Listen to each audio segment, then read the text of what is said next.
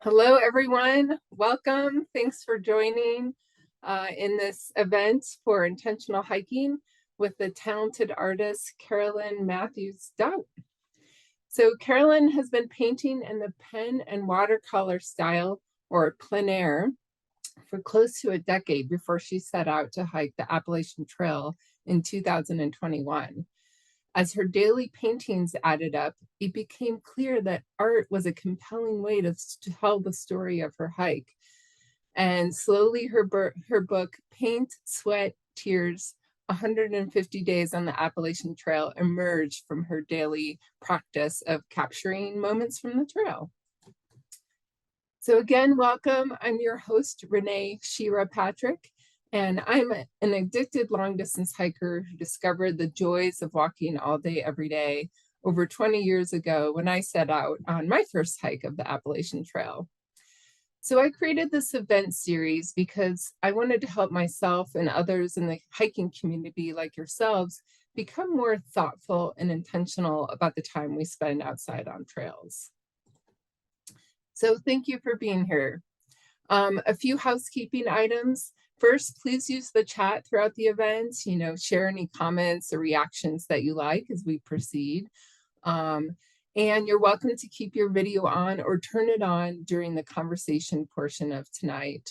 I think seeing each other will help in fostering some of the connections that I hope y'all will be here to make by joining in this conversation and learning more about each other and the topic.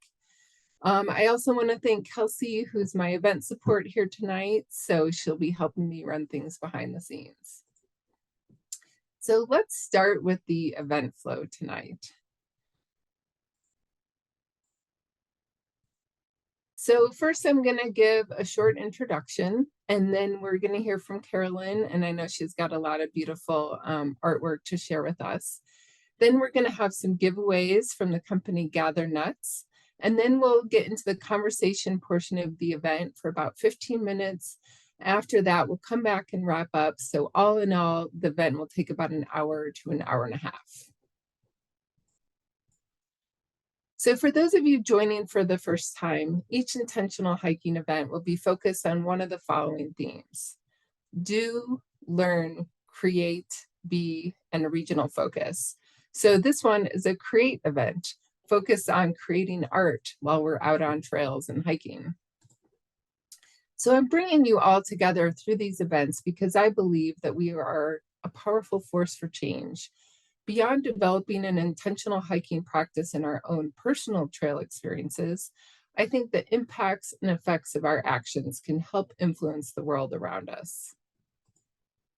So now I want to hear from you. Let's see a raise of hands, either real or emoji hands. How many of you like to create art? Maybe you call yourself an artist, or maybe you just like to create art while you're out. Awesome. So that's a lot of you. How many of you have created art when you're out on trail or while you're hiking? Is there anyone who has a regular practice? Great. And so now please take to the chat. I'd love to hear, like, what do you create? Are you a painter? Are you a musician? Do you write?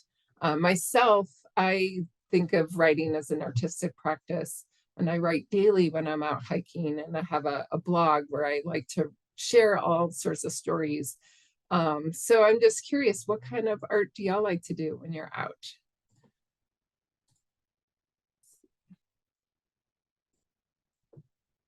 Sketching. Yeah, it's great. I know there's some photographers here. Journal writing. Yep. Ooh, very talented person. Writing, skull art, painting, photography, carving, digital art. Fabulous. Great. Well, I'm so thrilled to have you all out here. Essays, a lot of writers. I'm glad to see y'all think of writing as an artistic pursuit. So I think it's great to know that Carolyn was an artist, or considered herself an artist, before she was out hiking on the Appalachian Trail. I imagine there's folks who discover their creativity once they're on trail, but I imagine creating art while on an arduous trail like the Appalachian Trail takes it to a whole new level. So I'm excited to hear stories about that. When I first hiked the Appalachian Trail back in 2002, I kept a daily journal. Then it was just pen and paper. But over the years, my writing evolved and I transitioned to writing on my phone. So now I type furiously every morning with my thumbs. That brings up a couple things to me. One, it's worth thinking about the tools we're going to use to create our art. So my artistic tools change from that first hike to more recent ones, from pen to paper to when I hiked the Continental Divide Trail. I actually carried a Bluetooth keyboard to type, and now I just use my thumbs and my phone. And each tool offers different benefits. So the big benefit to me that I've seen over the years in evolving my tools is I've spent more time editing now. So typing on my phone allowed me to edit for clarity. And to be honest, my early stream of consciousness journal musings and really bad handwriting made some of those early entries fairly atrocious. And I would often have friends or family member type up my daily journal so I could publish them. I use trailjournals.com. And it's hilarious to go back and see how they tried to interpret my handwriting. So the other thing it brings up for me is making the time to do our creative interests. So my writing practice nowadays takes usually 2 to 3 hours each morning. And that can be hard to do when you're trying to make big miles on some of these trails. So I found the time by making the time. I had to be deliberate in making the time. So that often looks like waking up early, often before daylight, to write and give myself the space to write and edit before I publish it to my blog. I bring this up because these are both considerations that every artist needs to think about when you're deciding to create art on trail. So what are the tools you're going to use and when are you going to make time to do it? So I'm excited to hear some of how Carolyn approached this on the trail. And fun fact, so Carolyn went to college at the University of Wisconsin at Stevens Point, and that's the university where I grew up, almost literally. So my dad worked there when I was a kid, and I even took art classes at the university when I was young. So both art and hiking helped bring us here together today. So I think that's pretty cool. So with that, Carolyn, welcome. I will turn the presentation over to you. And if questions come up, we'll have some time for y'all to ask questions after Carolyn shares some of her journey with us.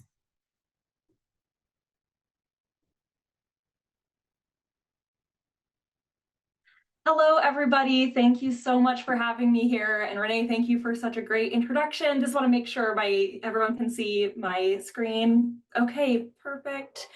Well, yes, thanks, Renee, for having me. And I'm so glad that everybody is able to join us this afternoon and talking about, yes, art on the trail, one of my favorite topics to talk about. So I'm really excited to be here today to walk you through what creating art on the trail was like for me, hiking and backpacking, my own journey, keeping a daily watercolor journal. And I'll be talking about my own background in hiking and art, and we'll also talk art supplies and how to feel inspired on rainy days and how to keep everything dry and all of that fun stuff. So let's get into it. The inspiration for me for hiking the AT came first from my mom. You can see here on the left-hand side of my screen, that's me and my mom when I was a child. She is a lifelong advocate for enjoying a life outside. And in 2021, which is the year that I hiked, after those years of isolation and turmoil, I needed a shift. So I decided to reconnect with that adventurous part of myself, and this inspired the greatest adventure of my life, which was hiking the AT and painting every day of that journey. Professionally, I work as an interior designer, and hand rendering watercolor studies have always been a part of my design practice. Something that you use for presentations or for thinking through ideas, very much a visual medium, but this sketching practice is something that has always extended far past my work life. I started sketch journalism in 2012 as a way to document my semester abroad in Christchurch, New Zealand. And this image is my very first sketch from that very first sketchbook 12 years ago.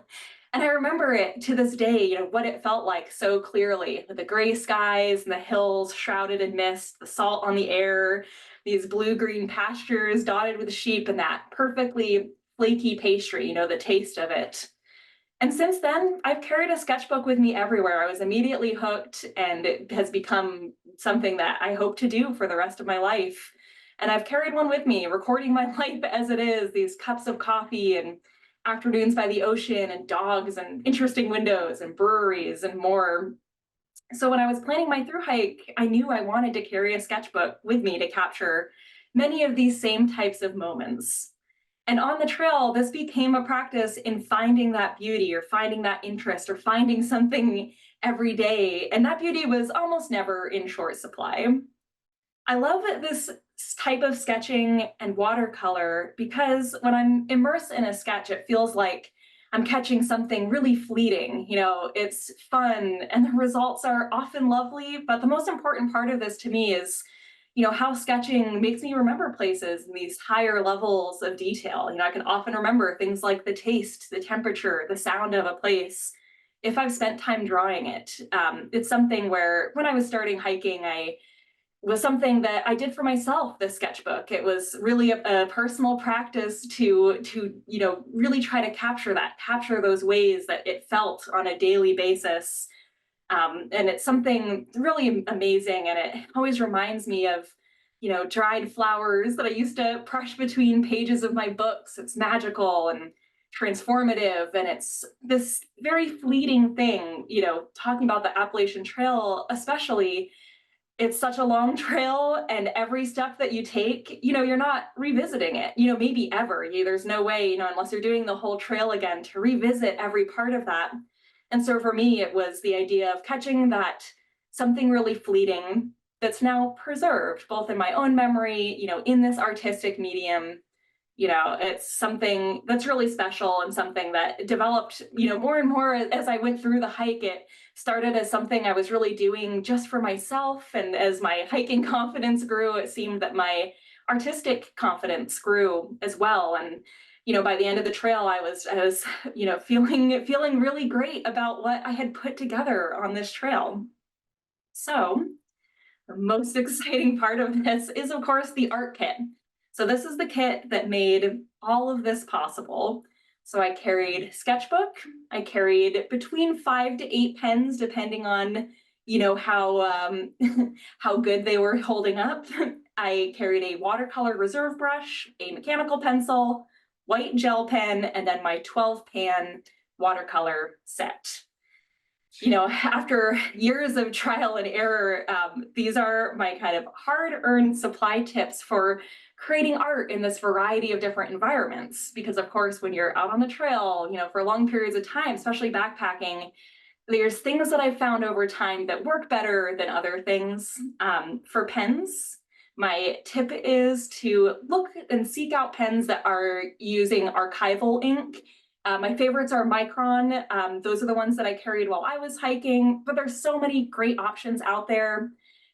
Especially with that archival ink, the benefit to that is, of course, if it gets wet, your ink won't run, very important for watercolor, but also, has a little higher fade resistance. And Micron and other brands, you can have pens in a few different thicknesses, which is something that I did. And that's why I carried as many pens as I did, because I wanted some that were really thin for detail work, some that were thicker for, looser drawings. And so I knew over this long period of time, I wanted to give myself the flexibility to, even within a small set of materials, to have a large variety of ways to create with those materials. The watercolor brush that I use, which you can see in this image, is the blue kind of plastic looking brush component in the middle. This is a water reserve brush. Essentially how it works is, and this is something I discovered, about 9 months before I started hiking. So it was a new thing for me almost when I was trying it out, but it has a lot of really great benefits. So how it works is that the tip brush kind of unscrews from the handle itself, and the handle is a medium soft plastic, and the handle itself gets filled with water. And then as you're painting, you can manipulate it by squeezing the handle of the brush to bring the water out onto the page. For me, in this kind of plein air practice, was something, it has been a game changer for me, and has been something that has been such a benefit because of, as we all know, hiking and backpacking, you're never really guaranteed to have a flat surface where you can have your cup of water to go back and forth, or necessarily, an excess of fresh water to use. So I find the reserve brush certainly uses less of that, and it takes a little bit of getting used to, but I found it to be really great, especially for this kind of plein air, adventure sketching. I started with the basic Winsor & Newton 12-pan travel watercolor set, and then edited it. So I pulled out a couple colors. I pulled out the white and then the jet black so that I could supplement with these additional blues and greens and browns that I knew I would, need more of when I'm out in the Appalachians. I was expecting to have to replace these watercolor pans throughout my hike. I was really expecting that maybe I would, burn through a couple of the green colors and then need to replace them. But this set truly lasted the entire hike, and I still use it to this day. So this photo that I've included on this page, I took this photo this week just to show. It's certainly on its last leg. It is to the point where it's time to replace a few of those, but I can't seem to let it go because this little plastic box traveled with me for over 2,000 miles, and I feel very attached to it at this point. Like I'm sure many people do feel attached to their gear. And like many artists, I'm very particular about the sketchbook itself. For me, I like this mid-weight watercolor paper. I've been using Carson watercolor pads recently. I like the pages to be attached because there's always this concern over spiral bound or perforated pages that, at least that I've found with a lot of the sketchbooks that I've used, is that it gets looser over time. And I was very worried, this is always coming in and out of a backpack or in these odd environments. And so I wanted something that is more solid than the perforated pages. I also like the book to lie completely flat and have no metal components for rust. So all these requirements, it's hard to find. And so what I've been doing for the last 10 years or so is making my own sketchbooks.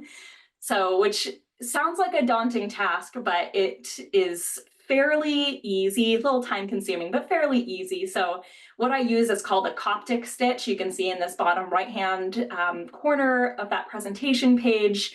It's a really simple way of essentially sewing all these little signatures together.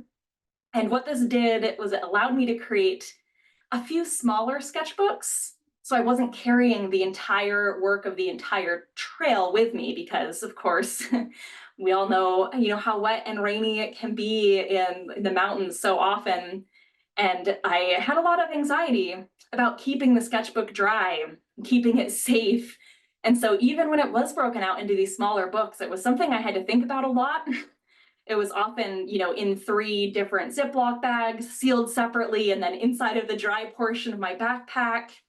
Eventually, I got an OtterBox style zip pouch, like waterproof pouch, that I kept it in there, but then that was also inside of a gallon Ziploc bag and also still inside of the dry portion of my backpack. So it was certainly something that was manageable. But I was worried, really worried about it going in, thinking that portions of the book would just have kind of watermark on it and it would just be, part of the character of the sketchbook. But with just a couple things, even the Ziploc bags, the book, it looks pristine after these 5 months. There's, no issues with water running over it. I'm sure part of that is certainly luck, but I'd like to say another part of it is probably how much focus I put into making sure it was totally sealed up whenever there was going to be a rainy day. Then what I did after the hike, I had these kind of 4 separate smaller books. Because it was stitched together, I was able to just pull all the stitching out and then re-sew them all together into one kind of solid book too. So what did this look like? How manageable was this to do it every single day? Because my intention when I started hiking was to not hike the longest days or the most miles possible, because I wanted to really be focused on this artistic and creative part of it. So my goal was to hike in that 10 to 20 miles a day range, which gave me this unexpected gift of that time throughout the day. And especially, you know, if you're hiking in that 10 to 20 miles as a through hiker, at a certain point, even hiking 20 or 18 miles in some regions, you'll be done by 3 in the afternoon or so. So it really, that's why I called it this little happy surprise gift of time that I found when I was hiking, because I was able to, you know, take that time to create throughout the day. So I typically start my day, like most through hikers, you know, reviewing the miles ahead. What does my day look like? Looking for water access and break spots. But I would also look for these locations that might be fun to paint, or spots that I really wanted to seek out, like this plane crash on the side of Mount Success in Maine, slightly off the AT, but it was something where I looked it up ahead of time, you know, on that day and thought, I think I could manipulate my day in such a way that I could spend kind of my lunch break, hour and a half or so, you know, at this interesting crash, you know, creating something. So it definitely was something that I had to actively every day create the time to go in and do and find the time to do it. It had to be a daily really intention. Although sometimes that inspiration would simply arrive, and I love the ability just to be able to drop my pack when I saw something interesting and just take time to create. And having this slightly more leisurely schedule was what made that possible for me. This kind of watercolor work that I do is sometimes called plein air, sometimes called kind of reportage and documentary drawing, which is to say that it's not just these vistas, landscapes, but it's also all these kind of messy moments in between. And this term reportage comes from an old French word, literally meaning to carry back, which I love because that's how I see it with this artwork that I create, and anybody creates, especially on these in these remote wilderness areas, is that you're creating this artwork so that you can carry back those experiences, you know, for yourself and for others. So whether it's this experience of sitting by a fire pit at a hostel, this is me, a picture of me as I'm creating the sketch that is in the lower right-hand corner. So you can see this was the sketch that I did that day. It was really simple, sitting around the campfire at a hostel with the dogs and meeting people. And it's something that this is really, you know, what a hike was really about for me a lot. It's like the sweeping views are amazing, but it's like all these odd moments in between that I, you know, really connected to. Could also be, you know, the joy of finding this trail magic by the side of the road on a cold day, you know.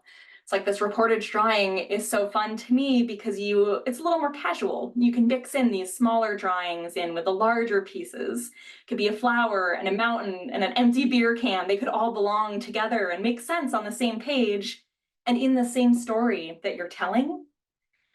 I also like to use this reportage drawing as a way to inform or to capture different elements of my life in that moment.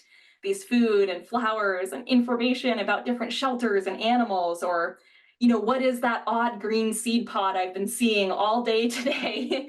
That was the inspiration for this black walnut, because had seen them all day and I was wondering, like, what is this odd seed pod, and then found it and put it in the sketchbook. Also, funny stories from along the way, like I was a listener contestant on NPR's news show, Wait, Wait, Don't Tell Me. If anybody is familiar with it, I was able to be a contestant while I was actually on the trail, called in from a stealth site in Virginia. As I've said, my goal was to draw or paint something for every day of my hike. And sometimes those drawings looked like this. It's truly difficult to want to paint when it's been raining for days. And this was one. It was raining. I was exhausted, got to my tent and pulled out my sketchbook. And I was like, I simply cannot do this today. But I wanted to draw every single day. So this was the one sketch from that day. And it's something where at the time I kind of scribbled it in. I was like, wow, it was very early on my hike. You can see April 28th. So that was within the first couple weeks of me hiking. And I remember drawing that little scribble and saying, like, okay, well, this sketchbook's going nowhere. But now, I look back on this and I use this as an example in a lot of my presentations, because there's something about it that makes me laugh. It's just like this kind of funny, odd thing, because I remember that day, remember how exhausted I felt. And it's something very real. And I'm like, feel like in this reportage style. And for any creatives that are out on the trail, I feel like capturing that messiness and the grit and kind of exhaustion is something that's really important too. My mantra was always of, this is part of the experience as well. And when all else fails, it's always fun to paint the inside of your tent, which is that upper right-hand portion of that. But the best reminder for art and for hiking is that there'll always be this sunnier and easier day ahead, another summit, perfect wildflower, this comfortable porch to rest your feet. There are so many interesting artists and creators who are inspired by the Appalachian Trail, hiking, or other long distance trails, this love of wild places in the world. If you're feeling kind of inspired by the style, I just want to throw out a couple other artists that are doing similar work. And there's this recent article by The Trek called the 10 Incredible Thru-Hiking Artists Inspired by Long Trails, which is a great article as well and kind of dives into a few different creators, musicians. I know we have a lot of writers here today, so it's something where if you start to seek it out and start to look for it, you'll find that there is this amazing wealth of creators who feel so inspired by this and want to be a part of it. As Renee mentioned, majority of this artwork included in the presentation today come from a recently published book, which combines this sketchbook with this daily written trail log, other musings. It's available online, but always check that local bookstore first. So thank you so much. I'm turning back over to Renee for questions and answers. Wonderful. I just love there's so much thought that went into preparing, and like your tools and your paper and even making your own sketchbooks. I think that's fabulous. And it's sort of, and it worked. Like it worked, and you got home and there weren't these major disasters with moisture or rain or mud. So I think it really paid off. So that's fabulous. I have a few questions prepared, and I also want to open it up to the audience. So if you have any questions, feel free to type them in the chat. But I'll start with what advice you have for inspiring artists who want to create on trail. Like any tips or things? Yeah, my big advice is just to start. Like the number one thing that I feel like I hear from people most often is the lack of confidence, or people saying, like, oh, it's not, it's not good enough for that, or like, it's not, like, I'm not a good enough artist to capture this in the way that I want to. And that's been like most often my number one piece of advice is that what you create, whether it's art or writing or anything, is unique to yourself. And it's something where that kind of comparison to other people is something that I always try to dissuade of. Creation of anything, especially in the wilderness, is something personal and something beautiful. And my advice is just to start, pick something small, get a single sheet, no need to get your art set up or writing set up just perfect, but just to start. And especially in a new sketchbook or a new endeavor, at least for me, I often find is putting that pen to paper the first time is the most difficult. And then after that, it just gets easier and easier and flows more. Yeah, I think that's great. And that's what I do sometimes for writing. It's like, just put anything down, like describe a scene or a feeling, just something, and not have that blank page to look at. Right. So we have a question. Where did you learn how to draw perspective? Part of that comes from my background in interior design. When I went to school at University of Wisconsin, that was my degree program, was interior architecture. So it was something where, of course, in those realms, the perspective has been kind of like beaten into us over time. But it's also an experimental thing for me, is that there is certain set ways, but I like it best when I am skewing that perspective a little bit, or trying to capture more of what it looks like as you're sitting there. And so if you're looking, at some of the work that I do or other plein air artists, you can often see that perspective isn't all angles. It often has a kind of curved element to it, like a fisheye almost, as it comes out to the sides. So that's something, as far as that perspective question, and that's something I really, had to teach myself over a number of years. And it's just experimenting and seeing what feels good. And sometimes, getting too locked into getting the perspective just right or the form just right can sometimes, for me, also just I get too in my head and I can't, it's hard to continue to produce. And so there's days when I have, often with a thicker pen style, I'll say, today is just a day where we're not going to worry too much about getting this very architectural looking, like use a really thicker pen or a Sharpie, even like really thick, and do something where it's much looser and more gestural almost. Can be interesting too. Yeah. So a question about the white gel pen. Oh, Can yes. you talk about it and how you Yeah, use it in your drawings? I think we could see a little bit of that, but what does yeah, that do and how do you use it? yes, absolutely. Yes, let me scroll back through because I think I have a couple good examples. This one's all right. So um, the I did white stop gel. sharing your screen if you Oh, want to I'm so reshare sorry. Yes, again. let me reshare. Sorry Yeah. about that. So this is a pretty good example of that. So the white gel I find is really good for creating these kind of funny outlines or for making things pop out from the background. Because especially in my style, I tend to really saturate the page. I don't you leave a lot of purposeful white space. And so sometimes at the end it looks kind of muddy. And so I use the white gel pen as a way to come back in and add texture. So in this image, you can see these white flowers hanging from the porch. That's all the white gel. I think even this little hut in the background is texture on rocks. The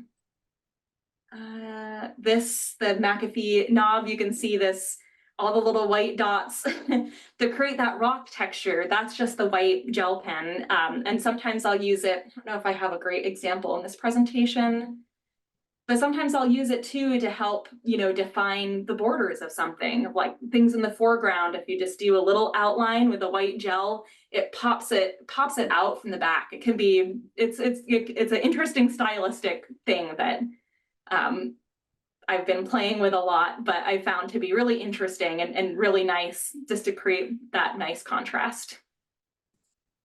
Great. So did you meet other artists that were on trail creating similar or different, any other self-proclaimed artists when you're on the AT? A few, yes, yeah, quite a few. And lots of people, since I was often sketching at shelters and tent sites at the end of the day, say probably more than 50% of what I drew was at a shelter at the end of the day. And so, I was often sitting there with people and meeting people, section hikers and day hikers and other through hikers. Definitely saw a couple through hikers that had kind of like smaller art practices, lots of writers. Because like Renee said, it's easier than ever to have it on the phone, the tool that you already have. But the artists that I met were more often, day hikers or section hikers or just people out for a night. And it was always something where if I was sketching or painting, especially as a through hiker, I always got lots and lots of questions from people like, yeah, how do you keep it dry? Like, why are you carrying the extra weight of a book? All these things. um, but Yeah. yeah. And what about seeking art out? Like when you were passing through, did you look for, different art opportunities in town to visit or murals or installations? A little bit, yes. There were certain murals. That one of the artists that I referenced in the presentation, Sketching Summits, she's a great kind of Appalachian themed muralist, and so there was a couple of hers that I knew were coming up, like in Damascus or in Hot Springs, where I was like, oh, I'm really excited to see this mural, and so there's a few like that.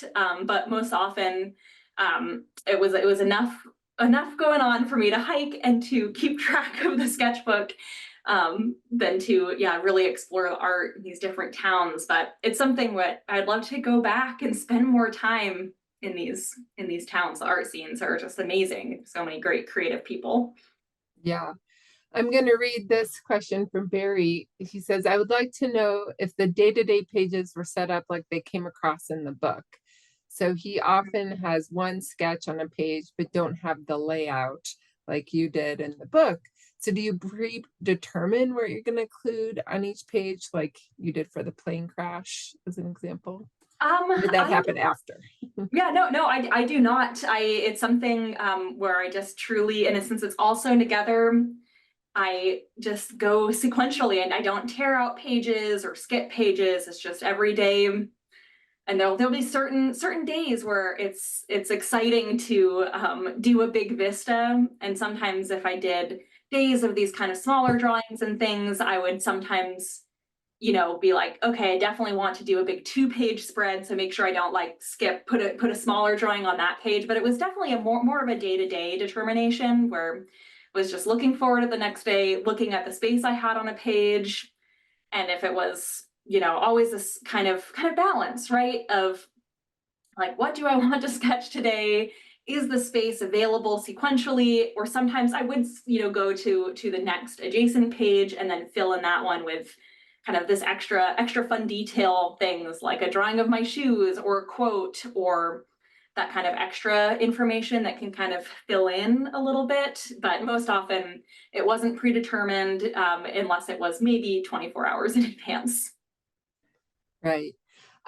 So kind of overall, what has been the most rewarding part of capturing your hike on paper? Honestly, I think it's this. I think it's the way that it's led me to connect with so many other hikers and so many other creators. It's something where like I think most through hikers would say, you miss it so much, and that sense of community and the sense of talking about it and something like this. And I'm able to continue to talk about my hike 3 years later and be a part of that community, even though I'm not directly on trail. I think that has been such an amazing way to connect with hikers. And it's, there's so many people out there too that are creating these different projects based around long distance hikes too. So I've been able to build a little community of other people like that who, maybe would ask me a question and then we'd start talking more. So it's definitely that community aspect for me where it's like the art itself, very glad to have it, but it's like everything that all the little windows and conversations that has opened up has been such an amazing gift. Great. So I want to draw your attention. Bob Ratcliffe left some links in the notes, the chat about Arts in the Park program and artists in residency. So for all you artists out there, these might be interesting resources to look out. And I'll also include that in the recap, which I'll email you all about later this week. One last question we have. So let's see, so many through hikers do long miles. Did doing shorter miles cause you to miss creating community with other hikers? Not particularly. There was certainly a couple of times where I would want to keep hiking with somebody and then I don't know, but that was very, very rare. Really, what ended up happening is the people who I ended up seeing most often were people doing a similar pace to me. And it was, something where the trail family that I had, the way that we would hike together is that we would, plan to arrive at the same place that evening, at maybe over lunchtime, but maybe not. But then we would pretty much go our separate ways throughout the day as we're hiking. Like we were hiking together and camping together every night. And so it was something where I'd always, let them know and say, oh, I'm probably going to stop for a little while, in case they were looking at their watch and thinking, wow, Carolyn's gone for another like 2 hours longer than us. Like that's unusual. So it was something we're just kind of letting them know. But I ended up finding people who were on the same pace and we're on the same journey and the same path. And yeah, there was a couple times where I was, saw these hikers just going so fast and these huge mile days, and I would have something in my brain occasionally thinking like, am I missing out on something there? But for me, it always just came back to the hike your own hike. And one of my favorite pieces of advice I got before I started hiking was from an ex-thru hiker, and his advice was, go as slow as you possibly can. Hike 1 mile a day so it stretches out the experience as long as possible. He was kind of like, you'll never regret taking the time to kind of savor it, if that's what you're after. And that was certainly what I was after. That's great. I think it really comes through like how you savored the hike and captured it. So I all highly recommend y'all to check out Carolyn's book And I also want to mention that she identified WISE as the nonprofit partner that you all donated to during registration. So WISE is a nonprofit that is doing important work in the New Hampshire community. So it's a domestic abuse shelter up in New Hampshire, and they operate a 24-hour crisis phone line. They offer healthcare advocacy, forensic interview support, court and legal advocacy, and other resources. So thanks to your donation, so a third of all donations go to the nonprofit, a third will go to our speaker, Carolyn, and a third to help support this event series. So you all raised $60 for WISE and $60 for Carolyn. So thank you so much for your donations. Great, so now we're gonna transition into the giveaways. Thank you so much for sharing everything today, Carolyn. So today we have some goodies from Gather Nuts, which is one of my favorite snack companies here in Bend, Oregon. So I discovered Gather Nuts a few years ago, and they fueled a lot of my recent hikes. So in 2020, I hiked the Blue Mountains Trail in Northeastern Oregon and practically ate everything, like ate them every day. And then 2022, I revisited the AT for a 600-mile section, and pretty much every trail since then. So the way these are different is that they're soaked overnight and slow roasted on a low temperature. So this process allows for better digestion and nutrient absorption, and it also protects naturally occurring fats and enhances the flavor. So a few words from Gather Nuts founder, Shanna, about how she approaches her work with intention. She said, I'm a certified nutrition consultant and longtime plant-based aficionado. Growing up, my family had a passion for the outdoors and did their part to lessen their impact on the planet. I learned to do no harm and leave no trace early on in life. Nature offers us everything we need to live a healthy, vibrant life. Nuts provide a broad array of nutrients and allow for on-the-go snacking, and can top off any meal with added nutrients, flavor, and crunch. I soak each batch overnight and then slow roast them on a low temperature. And as I said before, that allows for better digestion and fabulous flavors. So while I love all of the flavors of Gather Nuts, my favorite few are here on the screen: turmeric, curry cashews, maple, cinnamon, Brazil nuts, and rosemary olive oil almonds. So I really recommend the rosemary olive oil almonds if you want to feel like you're having happy hour on the trail. It's just that certain flavor profile that makes me relax and think, okay, time to take it easy the last couple hours of the day. So for the first giveaway, you'll get your choice of a 4-ounce bag of Gather Nuts, and I want to keep the topic focused on food. So this is a subjective question, no right or wrong answer. Please type into the chat. I'm curious about foraging. Do you forage for food while you're hiking? And if so, what do you collect and eat, and how was it? What do you like about your forage food? So I'll pick someone to win. No real parameters, but please share, what do you like to eat that you forage on trails? And I'll give you a minute to think and type. All the berries, service berries. Oh, allium. I'm not sure I know that one. Huckleberries. Yes, lots of huckleberries.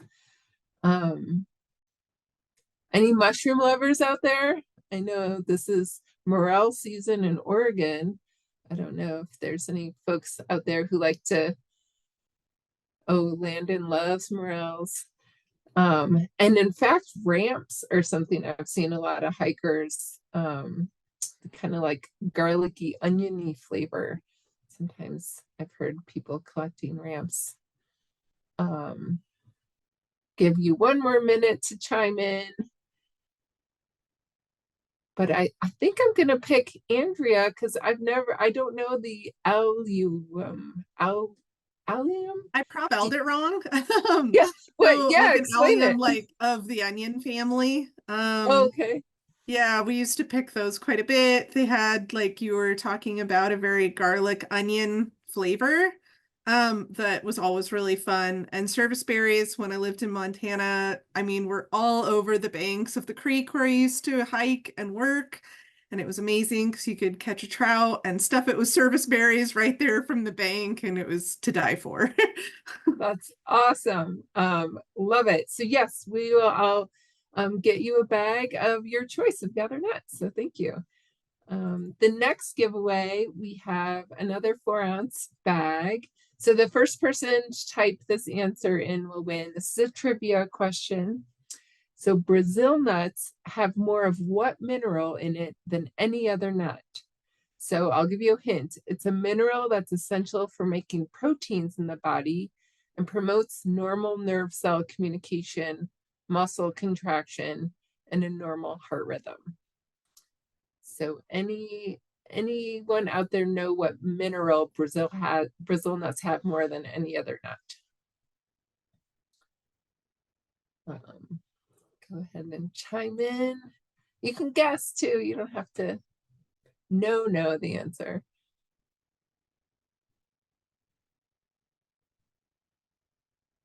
Salt. It's not salt. Selenium. Good guess, but not selenium.